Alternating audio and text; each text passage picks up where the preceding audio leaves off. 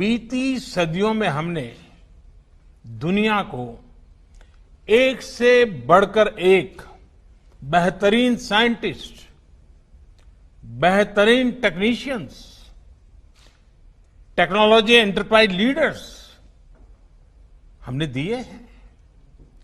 लेकिन ये 21वीं सदी है और तेजी से बदलती हुई दुनिया में भारत को अपनी वही प्रभावी भूमिका और उसको निभाने के लिए और अधिक तेजी से हमें खुद को भी बदलना होगा।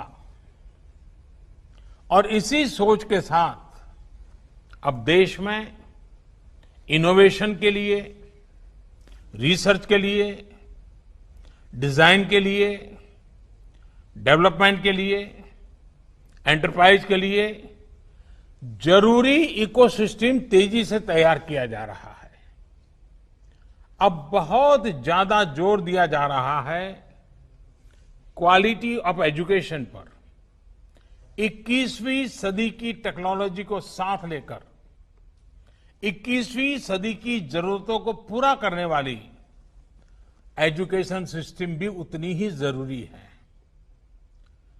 प्रधानमंत्री ई विद्या कार्यक्रम हो या फिर अटल इनोवेशन मिशन, देश में साइंटिफिक टेम्परामेंट बढ़ाने के लिए अनेक क्षेत्रों में स्कॉलरशिप का विस्तार हो या स्पोर्ट्स की दुनिया से जुड़े टैलेंट को मॉडर्न फैसिलिटीज और आर्थिक मदद, रिसर्च को बढ़ावा देने वाली योजनाएं हो या फिर भारत में world class 20 institutes of eminence के निर्माण का मिशन, ऑनलाइन एजुकेशन के लिए नए संसाधनों का निर्माण हो या फिर स्मार्ट इंडिया हैकाथॉन जैसे अभियान, प्रयास यही है कि भारत की एजुकेशन और आधुनिक बने, मॉडर्न बने, यहां के टैलेंट को भरपूर अवसर मिले।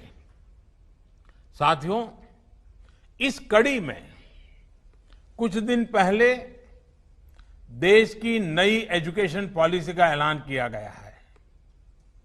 ये पॉलिसी 21वीं सदी के नौजवानों की सोच, उनकी जरूरतें, उनकी आशाओं, अपेक्षाओं और आकांक्षाओं को देखते हुए बनाने का व्यापक प्रयास हुआ है।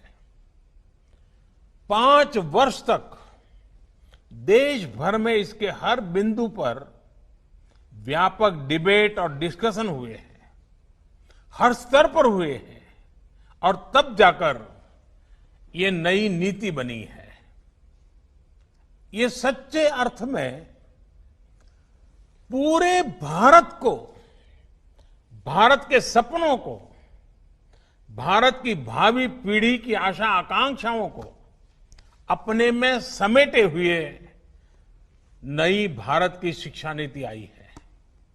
इसमें हर क्षेत्र, हर राज्य के विद्वानों के विचारों को समाहित किया गया है और इसलिए ये सिर्फ एक पॉलिसी डॉक्यूमेंट नहीं है, बल्कि 130 करोड़ से अधिक भारतीयों की एस्पिरेशंस का रिफ्लेक्शन भी है।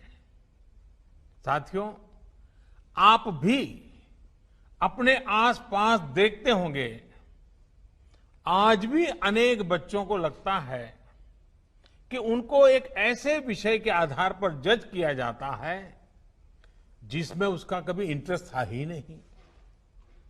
मां बाप का, रिश्तेदारों का, दोस्तों का, ओवरऑल एनवायरनमेंट का प्रेशर होता है, तो वो दूसरों द्वारा चुने गए सब्जेक्ट्स मजबूरन पढ़ने लगते हैं।